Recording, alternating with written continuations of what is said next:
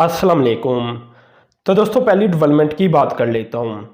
दोस्तों ऑटोमोबाइल की इंडस्ट्री के अंदर देखा जाए तो शायद ये पाकिस्तान में काफ़ी महंगी इंडस्ट्री बनती है बाकी दुनिया की निस्बत कंपेयर कर लिया जाए। जैसा कि आप जानती ही हैं कि पाकिस्तान में गाड़ियाँ एक्सपेंसिव है पाकिस्तानी पॉइंट ऑफ व्यू से, ठीक है ना। इसे हम कंपेयर नहीं कर सकते यूरोप के साथ, अमेरिका के साथ, ऑस्ट्रेलिया के साथ। तो हम तरक्की याफ्ता कंट्रीज़ के साथ जो कंपैरिजन है वो नहीं कर सकते, लेकिन इंडिया के साथ कंपैरिजन कर सकती है क्योंकि हमारी इकानमी उनकी इकानमी में कोई ज़्यादा डिफरेंस नहीं है।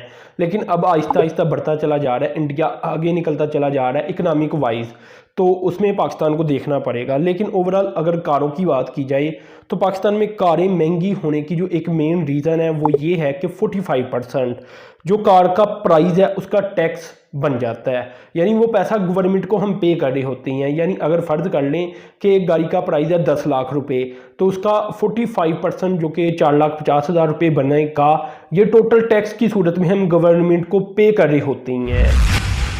इस पर दोस्तों अगर देखा जाए तो 7% की एक और ड्यूटी लग जाती है जिसे कहती हैं एडिशनल ड्यूटी ऑन इंपोर्ट, ठीक है ना।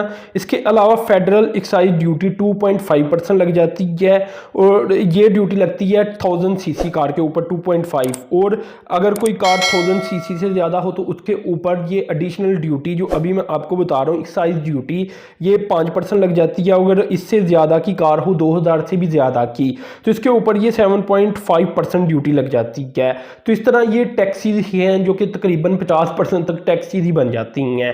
अब दोस्तों ये सारी इन्फॉर्मेशन मैं आपसे इसलिए शेयर कर रहा हूँ कि पाकिस्तान की अभी जो मौजूदा पॉलिसी है ऑटोमोबाइल को लेकर, ये ख़त्म होने जा रही है जून 2021 के अंदर। इसके बाद अभी जो अगली पॉलिसी है जिसके ऊपर अभी काम हो रहा है वो जारी कर दी जाएगी, उसे लागू कर दिया जाएगा।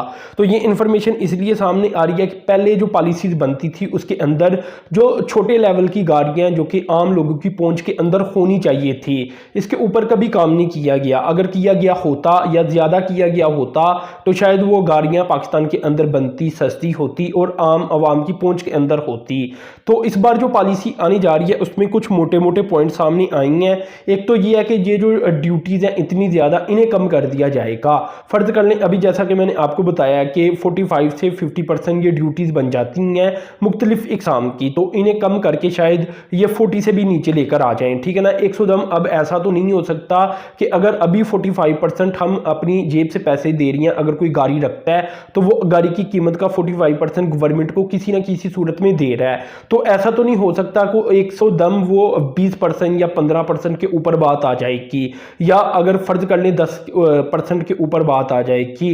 लेकिन यह है कि थोड़ा बहुत फ़र्क लाजमी आएगा और इसका इम्पैक्ट पड़ेगा, क्योंकि एक गाड़ी के ऊपर अगर आप फर्ज कर लें 50,000 रुपये भी अगर बच जाता है एक पाकिस्तानी आम आदमी का, तो आप ज़रब दे लें कि अगर कोई 2 लाख गाड़ियाँ बिकती हैं, कोई 4 लाख गाड़ियाँ बिकती हैं, तो ये बड़ी अमाउंट बनती है, ठीक है ना। तो इसलिए बड़ा इम्पैक्ट पड़ता है अगर 1-2% की भी बात की जाए। तो इस तरह मैं बात कर रहा हूँ कि थोड़े से इन टैक्सेस को कम किया जाएगा। दूसरा, कोशिश की जाएगी कि जो पार्ट्स हैं गाड़ियों के वो मुल्क के अंदर तैयार किए जा सकें और उनकी मैन्युफैक्चरिंग हो। अब असेंबली की बात नहीं मैं कर रहा, ये असेंबली जो पाकिस्तान के अंदर होती है उसी की वजह से तो गाड़ियाँ महंगी हैं, क्योंकि जो पार्ट्स बाहर से इंपोर्ट होती हैं वो असल में इनके ऊपर ड्यूटीज़ लगती हैं काफ़ी ज़्यादा और वो फिर काफ़ी महंगी हो जाती हैं। तो ये अब गवर्नमेंट के कुछ इरादे हैं जो कि सामने आई हैं कि एक नई पॉलिसी सामने आने जा रही है जो कि इसी साल के मिड तक आ जाएगी, क्योंकि ये वाली पॉलिसी जो अभी जारी किया है ये तो ख़त्म हो जाएगी जून 2021 के अंदर। तो ये इन्फॉर्मेशन सामने आई थी, मैंने सोचा शेयर की जाए। अब दोस्तों दूसरी डेवलपमेंट की बात कर लेता हूँ। दोस्तों दूसरी डेवलपमेंट कुछ इस तरह से है कि कराची के अंदर मजीद पनाहगाहें बनाई जाएंगी और 4 के करीब पनाहगाहें अभी आप कह रहे हैं कि बहुत जल्द वहां आने जा रही हैं। तो ये डेवलपमेंट सामने आ रही है। आपको पता है कि पूरे मुल्क के अंदर ही पनाहगाहों का सिलसिला जारी किया है और ये गालबन अब 100 से ज़ायद हो चुकी हैं पूरे मुल्क के अंदर अगर देखा जाए। अब कराची को टारगेट किया जा रहा है। कराची जैसा कि आप जानते हैं कि बहुत बड़ा सिटी है और अगर पॉपुलेशन को ठीक तरह से काउंट किया जाए तो मुझे तो ऐसे लगता है कि जितनी पॉपुलेशन बताई जाती है उससे डबल ही पॉपुलेशन निकले कराची की इन रियलिटी। अभी होता क्या है पाकिस्तान के अंदर के फ़र्ज कर लें कि एक शख्स आकर कराची के अंदर रह रहा है, लेकिन उसका शनाख्ती कार्ड या उसका कोई डॉक्यूमेंट ऐसा है जो कि अभी वो कराची के जो सिटी एरिया बनता है वहाँ का रजिस्ट्रेशन नहीं हो सकी वहाँ की, या एड्रेस चेंज नहीं हो सका, तो वो भी कराची के अंदर शुमार नहीं किया जा रहा। लेकिन इन रियलिटी कराची की आबादी बहुत ज़्यादा है, आपको पता है, तो वहाँ पनागाहें ज़्यादा बनाई जाएंगी। और सरजानी टाउन के अंदर मजीद कोई 4 पनागाहें ऐसा बताया जा रहा है कि आने जा रही हैं, इस्टेब्लिश की जाएंगी बहुत ही जल्द। इसके अलावा और भी एरियाज़ को देखा जा रहा है जिसमें लियारी, न्यू कराची, कुरंगी, सोराब गोट, ये वो इलाके हैं जहां मजीद आइडेंटिफाई किया जा रहा है इलाकों को कि कहां कहां पनागाहें बनाई जानी चाहिए।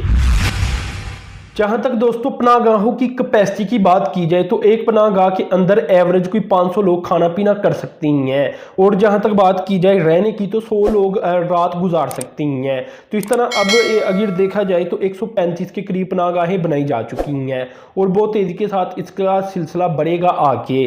तो इस तरह आप कह सकते हैं कि बड़ी तादाद के अंदर हज़ारों लोग वहाँ रिहाइश भी अख्तियार कर रहे हैं पनागाहों के अंदर, और खाना पीना भी कर रही हैं, अगर अभी देखा जाए जो डेवलपमेंट सामने आ रही है। अब दोस्तों अगली डेवलपमेंट की बात कर लेता हूं। ये दोस्तों डेवलपमेंट कुछ इस तरह से है जैसा कि मैं आपको बताता रहता हूं, और बल्कि कई बार बता चुका हूं कि लाहौर का मास्टर प्लान तरतीब दिया जा रहा है और कुछ कंपनीज को शॉर्ट लिस्ट कर लिया गया था। अब उन्हीं कंपनीज में से एक कंपनी को दे दिया जाएगा मास्टर प्लान के आप बनाकर दें लाहौर का, जिसमें लाहौर की सड़कें, लाहौर का जो भी एरिया होगा इसे किस तरह कवर किया जाना चाहिए, कहाँ कमर्शियल एरिया आना चाहिए, कहाँ सोसाइटीज़ को आना चाहिए, ये सब कुछ डिस्कस होगा। लाहौर को किस तरह साफ सुथरा रखा जाना चाहिए, ये तमाम सब कुछ 2050 तक का मास्टर प्लान होगा ये लाहौर का।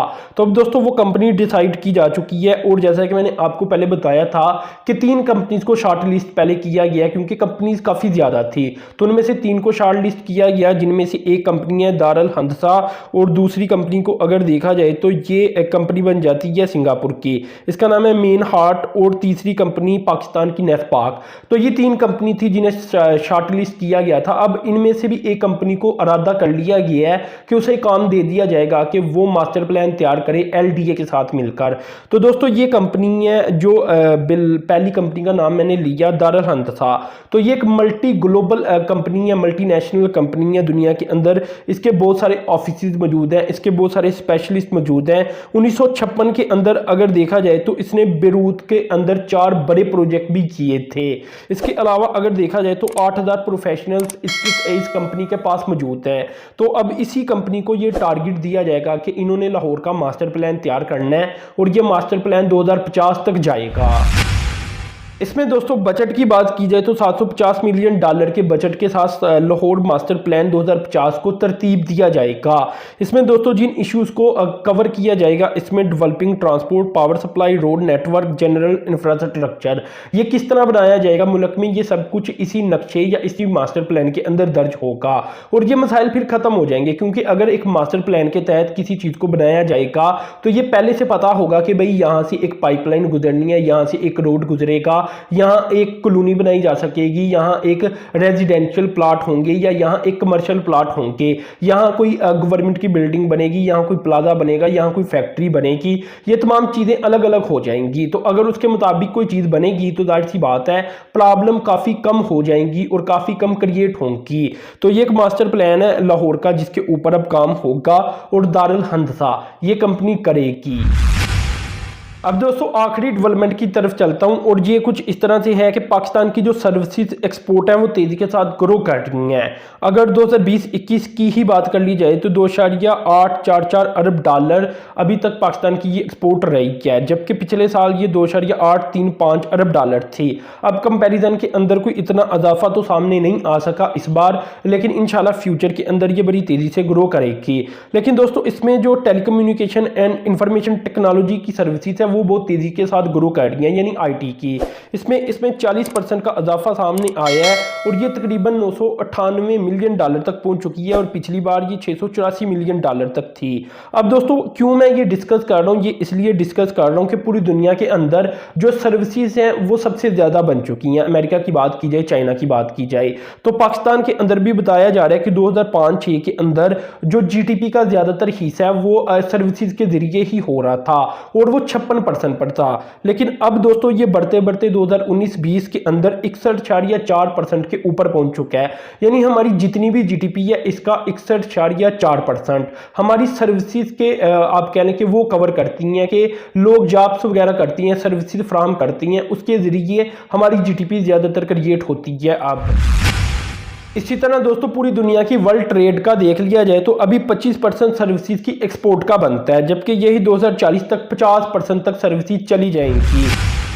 और इसमें दोस्तों अमेरिका की बात कर ली जाए तो 2019 के अंदर अमेरिका की जो सर्विसेज इंडस्ट्री थी ये 17.36 ट्रिलियन डॉलर तक पहुंच चुकी थी। जबकि दोस्तों यहाँ अगर चाइना की बात की जाए तो चाइना की यही इंडस्ट्री 2001 के अंदर 71.9 अरब डॉलर तक थी, जबकि अभी अगर बात की जाए 20 साल बाद तो अब ये 743.4 अरब डॉलर तक पहुंच चुकी है चाइना की सर्विसेज इंडस्ट्री। जबकि चाइना की ये टोटल इंडस्ट्री का टोटल जीडीपी का बनता है 53.9%। यानी अभी आप देखें कि कितनी तेजी के साथ सर्विसेज इंडस्ट्री ग्रो कर रही है। तो पाकिस्तान के अंदर भी कंडीशन सेम ही है, बहुत तेजी के साथ पाकिस्तान की सर्विसेज इंडस्ट्री ग्रो कर रही है। तो दोस्तों आज की वीडियो में ये डेवलपमेंट मैंने आपसे शेयर की, तो आपने चैनल को सब्सक्राइब कर देना है, साथ में जो बेल के आइकन पर क्लिक कर देना है। अब तक के लिए इतनी था। अल्लाह हाफिज।